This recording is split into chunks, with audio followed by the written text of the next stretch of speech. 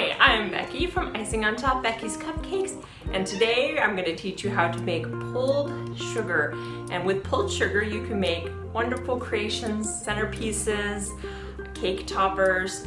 It's really endless. I've done all kinds of fun things like pulled sugar roses, blown swans. Even for Christmas we did some little ornaments. So there's all kinds of fun things, and it goes as far as your imagination can. And here's an example of my most recent blown sugar swans. You make it with pulled sugar first, and then you blow it with the sugar pump. So let's get started by gathering our ingredients.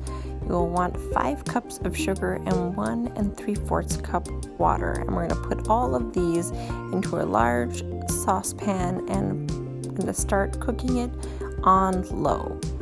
And that's going to take quite a while to get to the part where all the sugar is dissolved and starts to boil. So I usually find something else to do in the kitchen while this is going on. Once it starts at the boiling point, only then will we add our corn syrup and our cream of tartar or vinegar, whichever one you have on hand. You only want to add 3 tablespoons of this tartaric acid to our sugar. So again, either form of this tartaric acid, whether by vinegar or by the cream of tartar, is fine. But here's my light corn syrup.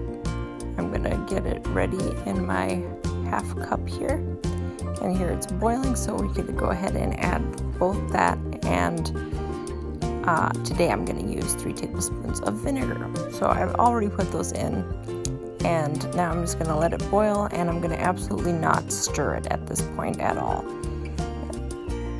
And we're just going to be checking the temperature once the bubbles start to not be as frequent. Here they're popping slowly, and so you see our temperature is at about 304, and so you want to stop it at 305, but don't let it go past 315.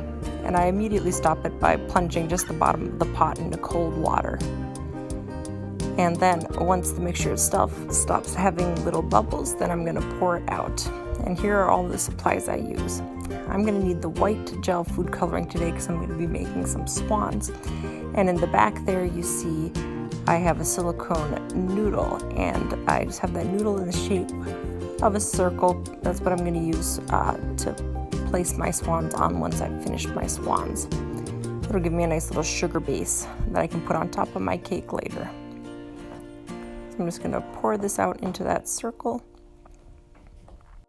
And if you notice, I have all my silicone mats down as well. And now with my remaining sugar that I have in the pot, I'm going to put some white gel food coloring and mix that in. And then I'm going to pour it out onto my mat. As you can see, the color's not all blended yet, and I also want a little more than that, so I'm going to add a little more gel food coloring, and then I'm going to mix it in, and then I'm going to start the pulling process.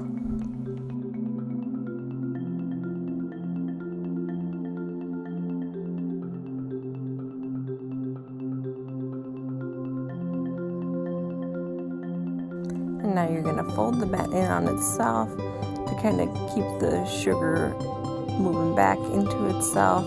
And right now you can see it's really sticky, but soon it'll start sticking to itself. And then it'll get to the point where you want to get your gloves on and start pulling it with your hands.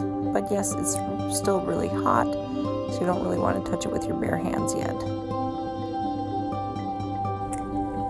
And now we're going to start our pulling process, which we're just going to pull it back and forth to cool it and add shine to it. And once you get it pulled out enough, you can put it back where your heat lamp is to keep it nice and soft and ready to make roses and swans.